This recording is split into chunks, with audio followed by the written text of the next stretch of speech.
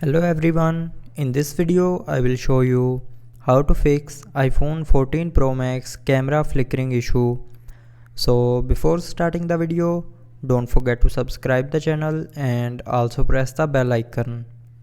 So to fix this issue, first of all, if you have installed any camera lens or anything on your camera lens, then remove that thing and clean your camera lens.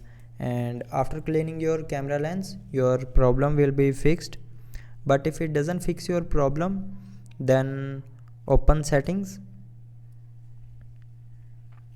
click on general and then click on software update. Now here check if your iPhone is updated to latest iOS version or not. So if your iPhone is not updated to latest iOS version, then update your iPhone, and after updating, restart your iPhone. So to restart, press the power button and volume down button at the same time. Now swipe this icon to right side to restart your iPhone, and after restarting, your problem will be fixed. But if it doesn't fix your problem, then open settings again.